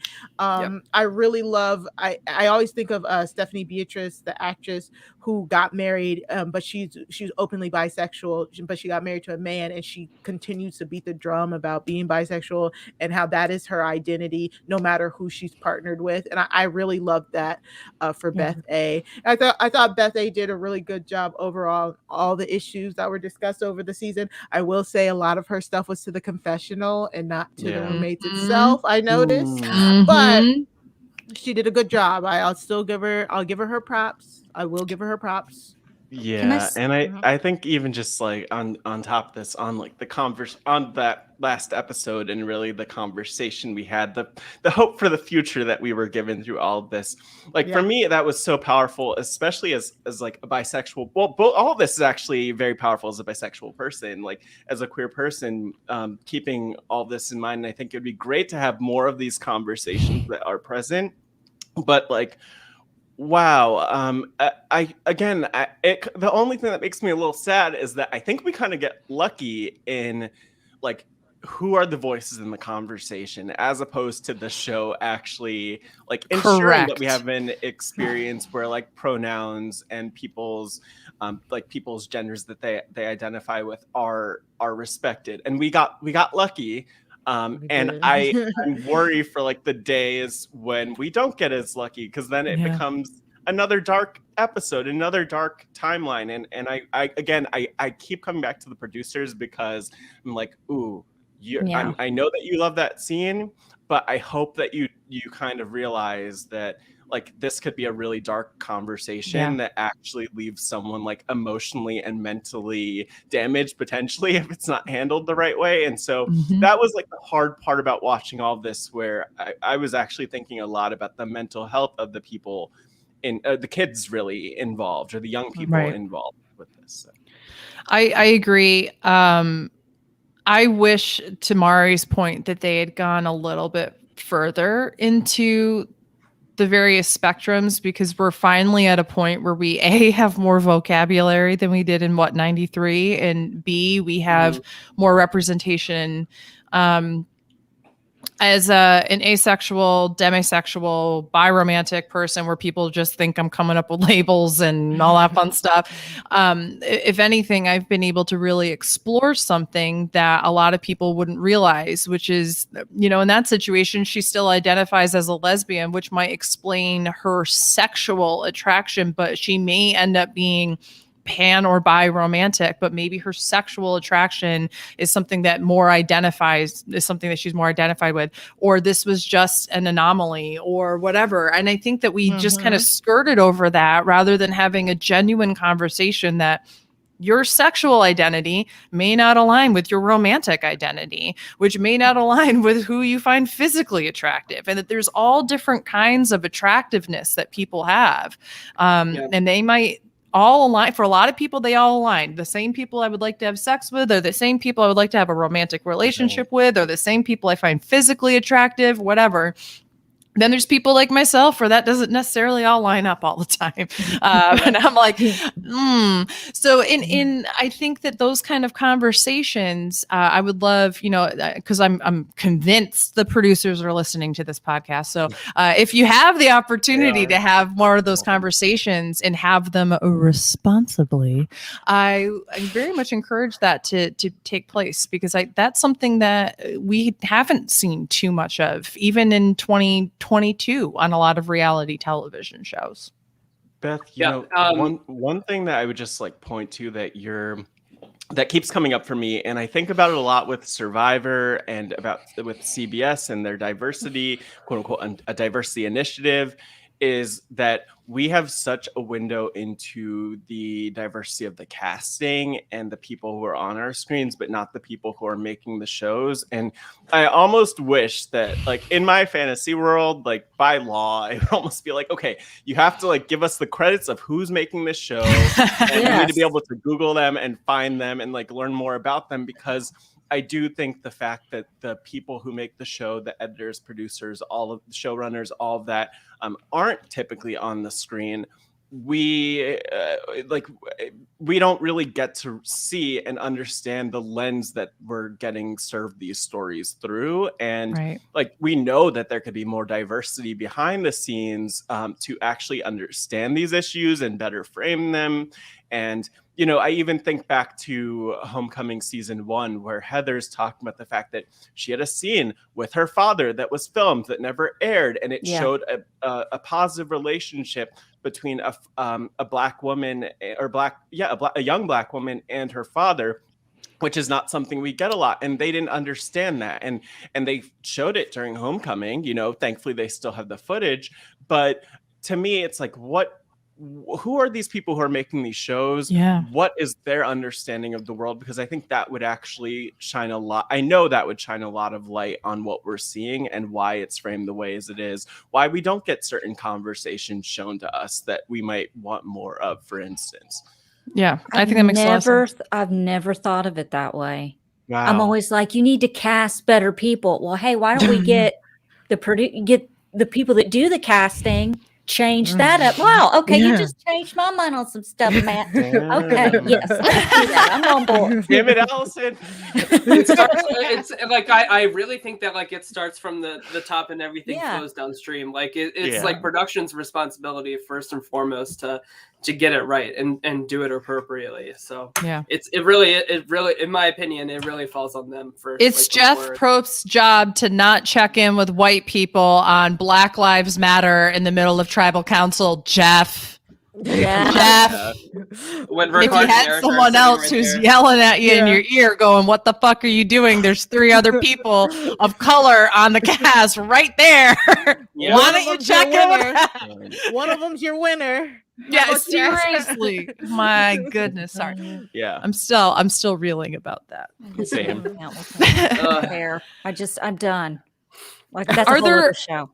Are there any other points that we would like to discuss before we wrap up? Yes. Okay. Allison? It's a tiny thing. It's a tiny thing. My cat's about to jump again. Nothing's ever tiny. Okay.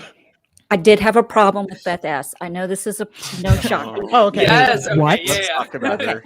When they were discussing the abortions, why did she not be part of the group? And I know everybody's experience is different, but why did she make it a point? Because this is what it looked like to me. She couldn't participate in everyone kind of having this moment of, let's talk about this. We've all done this. This is a big moment. All these women coming together and talking about it. Beth S. doesn't participate, but she goes to Tammy one-on-one. And to me, I felt like, once again, Beth is so desperate for Tiffany's validation that she would even take this moment and she would Tammy's with it. And I felt like it cheapened her experience. It even made me doubt it for a second. But I'm like, why did you not participate with the other women? Why? It pissed me off. I'm sorry. I don't know. I think it's because like Beth, like, I mean, we saw her at like the very end of the season, right? Like trying so hard to be like, David, you need to stay. Like, why does it have to end this way? Like, she just cannot comprehend that. Like, for some people, like, it's final, and like there's no convincing people, there's no like changing people's minds, and so she like really feeds off of that validation from Tammy for whatever reason. All about Tammy, where like it's like her desire for that validation like transcends any issue. Like, it could be about an abortion, it could be about how like she was raised, it could be about like her career, like anything. Like how, like in her mind, she's like, how can I take my life experience to like relate to Tammy so that like she loves me. Like that's really what it stems from every time with Beth. And fascinating. Well, even with the David, you need to stay, David. I don't understand why you have to leave. Can you not blow smoke over here? I can't imagine why he doesn't want to stay, Beth, and why he's calling you Karen. I mean, it's just like the one person that David does not give a fuck about is trying to tell him to stay. Excuse me, Jesus. Yeah. All I'm learning is that we need better Beth representation on any reality show. I am not doing well. I'm telling you, fair enough. No, Okay, I mean, that I was think my it favorite. averaged, the Bethness of it all averaged out pretty well. And it's, That's true. Beth A was pretty good. Yeah. And it's so funny because I was also thinking, like, I've grown up with Beth being the villain. We talked about this before. She's always the villain of Especially all the on the challenges. challenge. Yeah. And so then when I look back at those clips and she was like really the only person standing up for Tammy, like she did, like Irene was the one who threw the rapist thing out, and then Beth did kind of go with it as well. So I hated that. Like that was something they should not have done. But I did feel better towards Beth watching some of those clips. But then as you're in the house at homecoming, I think it was Tammy who said it immediately out the gate. It's like, Beth is a fence sitter. She's a fence sitter. And when you sit that fence like that, you come off fake.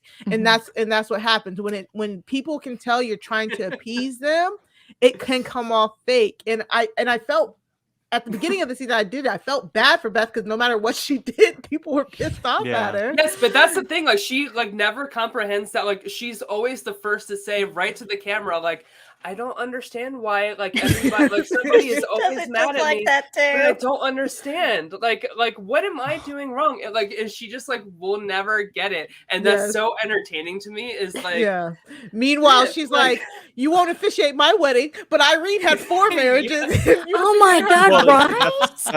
That's a whole other conversation. So that's funny. I was like, Beth, you don't see what's wrong with what you just I could write a master class on Beth S's like psychology. Beth I'll say like the thing I appreciate about Beth S, and this is like the annoying part for so many people. They're like, Beth, just stay out of it. Just like shut your mouth. This is your time to talk. I have heard this a lot. I would rather have especially when we're talking about race, kind of tying in that conversation. I would prefer someone like Beth who's going to say the thing that probably is uncomfortable, probably awkward, probably, Beth, just shut up. We don't want to hear it right now. It's making our lives more difficult. Like in a lot of ways, I think we need more people who are just like, who don't think before they speak and just say the thing. There's a lot to unpack again with Beth S, but I actually really loved it here that she's like, yeah, let me ask about David. Let me ask about your daughter and how she think about this. Because that's exactly the thought I'm thinking. Like, David, you keep referencing your daughter and using her to excuse your anti-blackness. Yes. Like, and who said that? Beth S. Like, I loved Beth S, but I also realized that she does like to make things about herself at times. She's the lightning rod. It's like so complicated. This is like the nuance of it, where it's like she's not inherently horrible. Well, I mean, maybe I wouldn't say that, but like she's not like completely horrible. She's not. She's not inherently horrible. Scratch that. Yeah. I love this. It would be boring without her. I will admit it would be. Yes, definitely. It is funny for me because I actually, in the 2 episodes I watched, Beth S had like nothing going on, right? She was just super silent. So I just sat there and I was like, I think I couldn't figure out which one Allison didn't like, and I figured, I was like, well, it can't be Beth A. I think it's got to be Beth S, this one that I'm not hearing from. So this is all just really enlightening to me. But between Holly being called Beth on BB21 and you've got Beth who ended up being a weird cast member on BB Can 9 and all these things, I'm like, we need better Beth representation. We do need better Beth. But also, Beth. But all I'm sitting back and saying is like, oh God, I do bring everything back to me. Oh my God, I do these things. Am I Beth S? Am I Beth S? Am I the drama? Am I the drama? I don't think I'm the drama. Well, it's funny because in the group text, it's like, fucking Beth, did you see what she did? And then I have to immediately go, not you. Not you, Beth. The amount of times I've been these two are talking back and forth about LA, but it will come out of nowhere and she'll be like, Jesus, Beth. And I'll be like, what? What did I do? And then she's like, no, not you, Beth S. And I'm like, oh. Spill the tea. Good times. But I think that wraps it up for us this longer than usual show, but but for good reasons. Like I feel like we really did our due diligence, like discussing like the remaining things like that went on in this show, and just how like this is what I'm missing from like reality TV people cast today, is like just like the emotional depth and storytelling that these people are able to provide, and like to be able to have like a 2-hour podcast about like just like a handful of things that happen.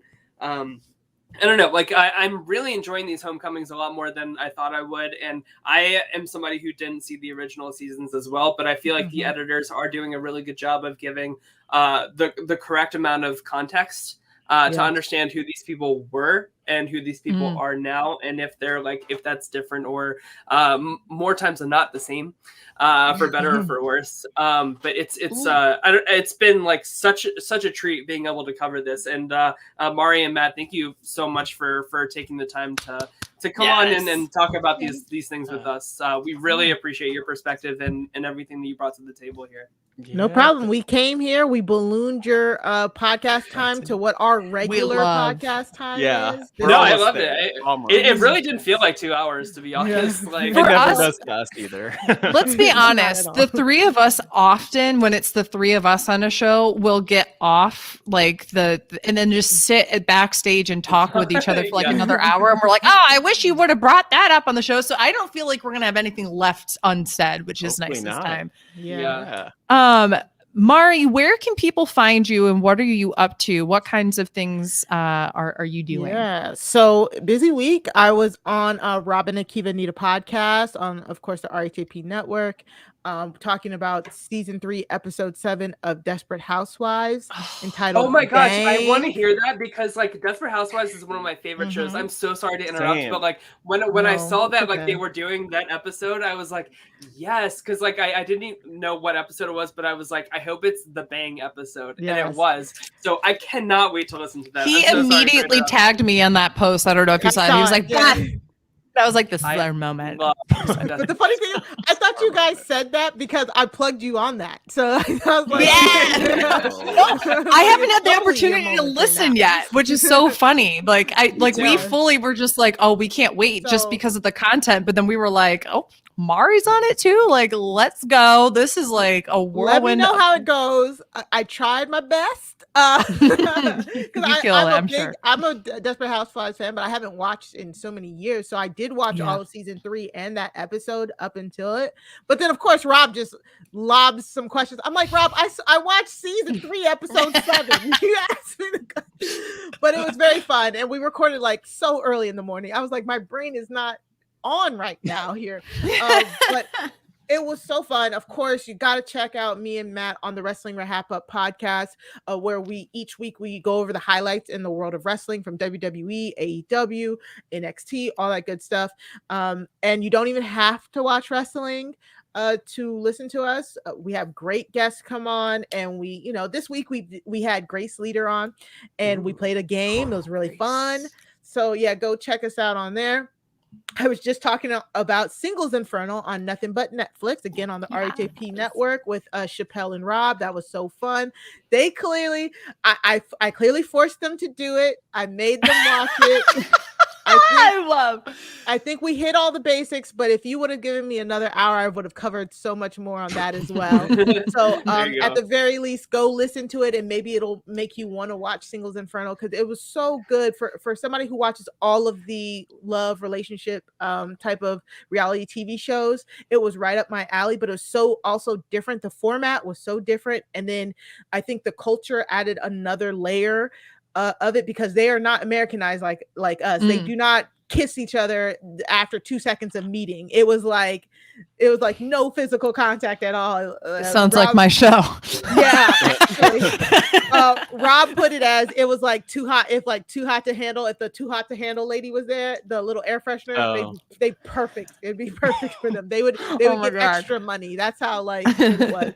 So go check out Singles Inferno. Of course, you can follow me at Mari Talks Too Much, 2 like the number 2 on Twitter. If you follow me there, I post everything that we do there. So, yep. Excellent. Yeah. And Matt, what are you up to and where can people find you? Well, I'm on a little show called The Wrestling Wrap Up, which Mari told you all about. And one thing that I would just mention is that if you are not a wrestling fan, and even if you are, we have a playlist of clips that we provide each and every week. So really awesome to like catch up and dive in. In fact, you could like go choose a random episode from any of our like last 50 episodes over the last year and just like pick a week, pick a guest you like, and just watch and catch up. So that's one thing that I love about the show, because there's like 7 to 8 probably like 15 hours of wrestling content at this point that we have to sort through each week. But we do it for you. We do it for you. That's crazy. This is apparently confirmed. Sorry. Oh my it's gosh. apparently confirmed. Look, I don't know what this means. Let me break this news. I have heard, and I'll go back to my plugs, but I'm just gonna say, I'm so sorry. Tiffany New York Pollard is on the next season of Celebrity Big Brother, I will cry. I will be happy. I've been waiting for this for years. She's an icon. She's a hero. She's the only person on the cast that I care about. And if you want to see who else I care about, you could follow along at Matt Scotchy W on social media. Beyond the Wrestling Wrap Up, though, I just actually premiered a show yesterday, Sunday, the 16th, called Pod Friends, interviewing people in the podcast world. You never know who's going to show up. And if you follow Pod Friends on social media at Hey Pod Friends, you can see who the next guest is at least a day in advance. Again, you never know who will show up. It's exciting. Rob Sesternino trusted me to give me a show. Let's hope that I don't get canceled, people. You won't. Thanks for the shout outs in the chat for those who watch. Much appreciated. Absolutely. And if I could just quickly shout out something, I am on my Twitch stream, part of my stream team. We are doing our second Pokemon tournament using Brilliant Diamond and Shining Pearl as the games. It was an idea that I came up with last year that we put into effect for charity, where we have 8 streamers. We're going to be the 8 gym leaders. We have an elite 4 of 4 different streamers. And now we have a champion, since our champion was one of the people who beat us the first time. So if you were interested, it is $5 a donation, for a donation per gym leader and Elite 4 member to go against. Mine is going to be Sunday, the 23rd. I will be going live at 1 p.m. Eastern. I am your flying gym leader, and I'm not holding back any punches this time. I'm going to be blowing you away. Are you streaming that on Twitch? I will be streaming it on Twitch. Okay, cool. So that's fun. That's a fun night. It'll be fun.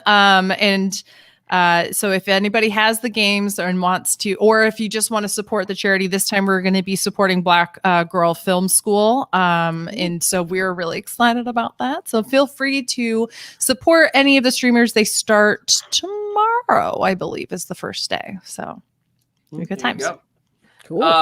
We on My Weekly Meltdown, we'll be back in like 2 weeks or so. Like whenever the cast comes out for Celebrity Big Brother 3, we'll do like a proper like cast analysis, draft, all that fun stuff like we do for a regular season of Big Brother. So stay tuned, everybody, for that. But Allison, did you have anything else before we hop off? Yeah, hold on one second. We're gonna I think. Oops, hold on one second. I just messed up something I'm doing. We are going to talk about the challenge at some point. Yeah, that's what I was going to say. We're going to talk about the challenge maybe next week. It depends on when. There's some controversy with the final. I listened to. I haven't seen. No spoilers. No spoilers. No. Don't tell me yet. I don't know. Yeah, but, no. It was great, and I loved it, and that's all I'm gonna say. Yes, some controversy, some would say. Yeah. I gotta no finish. spoilers. Now I've got to go watch all of them tomorrow.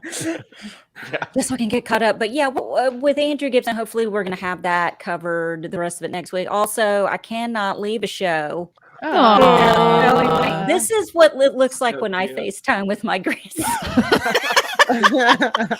You look so different there. Is it the diaper? The grandma mode here. This is my big smile making him laugh as he's in a diaper. You We're little having sweet what guy. we call naked time, where he likes to just be in his diaper and go insane. So that's my little man. Anyway, Good boy. There you go. future big brother. All right. Yes, true. All right. Well, everybody have a great rest of your evening. We'll let you guys know when we're covering the challenge and Celebrity Big Brother, all that fun stuff. But in the meantime, have a great rest of your night, and we'll see you guys next time. Bye. Bye.